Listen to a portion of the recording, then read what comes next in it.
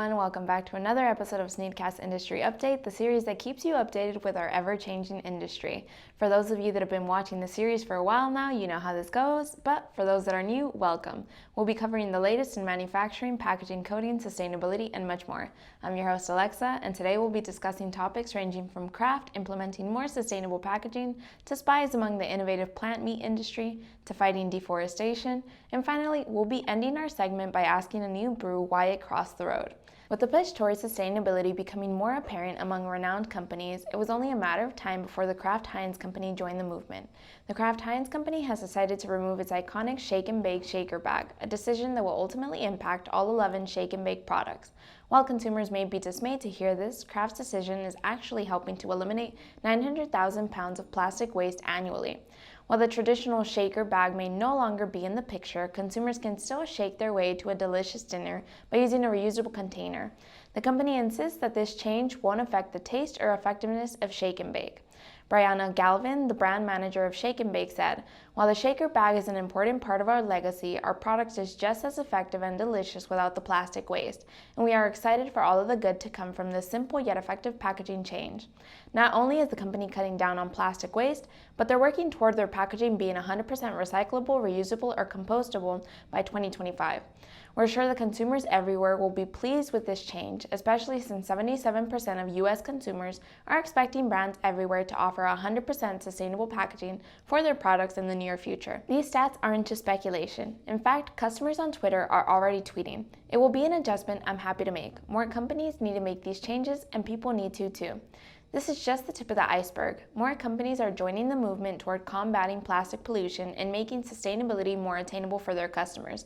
For now though, kudos to Kraft Heinz for taking those first steps. It would seem that someone took taking a sneak peek to the next level. And it all started when a patent dispute involving the technology used to produce plant-based meat led to allegations that one of the industry's major players hired a PI to spy on its would-be rival.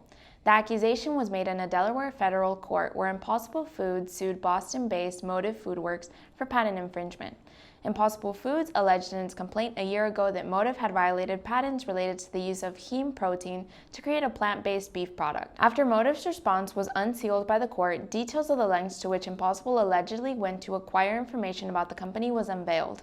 According to Motive's filing, private investigators acting on behalf of Impossible allegedly approached its employees after the patent infringement suit was filed. These private investigators then went on to pretend to be potential customers from fast food companies to meal delivery services and so much more.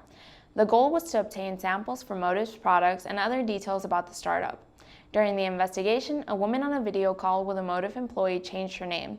Why is this important, you may ask? Well, her original name matched the LinkedIn profile of the manager partner of a PI firm. Another instance of alleged spying occurred when a man approached a different Motive worker at a San Francisco trade show. Because his name didn't come up with any of the fast food chains, instead his name came up as the founder of a second investigation firm. Motive's filing called Impossible's conduct alarming and unethical. So they then asked the court to order Impossible to disclose more of its communications. While Motive believes that Impossible's actions are over the top, Impossible responded in its own filing that obtained and evaluated potential infringing products was common and unethical. They also believe that Motive's exaggerated rhetoric was looking to distract the court from the patent issue at hand. So, who's really in the wrong here? Did Impossible go overboard, or are they just rightfully defending what's theirs? 27 European Union countries have formally adopted new rules that should help reduce their contribution to global deforestation by regulating the trade in the series of products driving the decrease in forested areas around the world. Under these new rules, companies that trade palm oil, cattle, wood, coffee, cacao, rubber, and soy will need to verify that the goods they sell in the EU haven't led to deforestation and forest degradation anywhere in the world since 2021. The new regulations also cover products like chocolate or printed paper. It goes without saying, but forests are important because they help in the removal of greenhouse gas emissions from the atmosphere, since plants absorb carbon dioxide when they grow. According to the World Resource Institute, a forested area the size of 10 soccer fields disappears in the world every minute, which is why the EU says that without the new regulation, it could be responsible for the loss of 612,000 acres of forest per year. This is the equivalent of a surface almost as large as Luxembourg. Stein van Veldhoven, the World Resource Institute Regional Director for Europe, assured us that Effectively implemented, the law could significantly reduce greenhouse gas emissions that result from the clearing of tropical forests for food and other commodities. It could also help us protect the critical biodiversity and water resources in tropical rainforests. The regional director also went on to add that the EU is now focused on building relationships with producing countries to make sure that they can adapt to the new legislation without hurting their economies and people's livelihoods. Van Veldhoven also adds, this will require new incentives for vulnerable groups like smallholder farmers to shift toward deforestation-free practices, ensuring that they do not get left behind in this transition. Enough damage has been done as it is. In fact, the UN Food and Agriculture Organization estimates that 1.6 million square miles of forest were destroyed between 1990 and 2020, which is an area larger than the EU. There's been enough damage done to our forests as it is, so we're overjoyed to hear that these countries are standing up to protect our forests and planet. It seems that we finally know why the chicken crossed the road. Purdue, the sixth largest poultry company in the US, is getting into the beer business, and what better way to announce their participation than by launching a chicken-flavored beer. The new beer is a honey double citrus summer ale brewed with traditional grilled chicken seasonings like rosemary, thyme, and pink peppercorn. The idea originated to help all of those backyard barbecue chefs cook the perfect beer can chicken. This wasn't a solo effort though. Purdue actually teamed up with an NYC-based Torch and Crown Brewing Company to bring this tangy and juicy brew into existence. With 4th of July right around the corner, Purdue and Torch and Crown's creation is sure to be a hit among beer can chicken connoisseurs.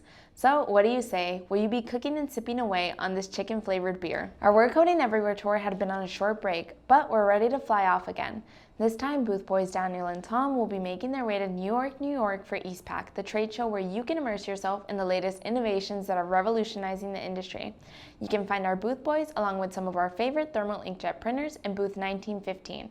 We're not stopping there though. Santos and I will actually be presenting at ExpoPack in Guadalajara.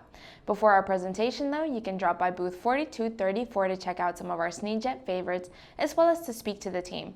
Both shows will be going on from June 13th to the 15th, so don't forget to register, mark your calendars, keep an eye out for our updates, and we'll see you there. Stay tuned for our next episode of SNEED-CAST Industry Updates, and like always, make sure to like, comment, subscribe, and hit that notification bell down below to stay up to date with all of our great content. Follow our social media platforms to see all of our updates as we continue on our We're Coding Everywhere tour, and also let us know what topics you'd like to see us talk about here on the show. We look forward to hearing from you all. Bye guys!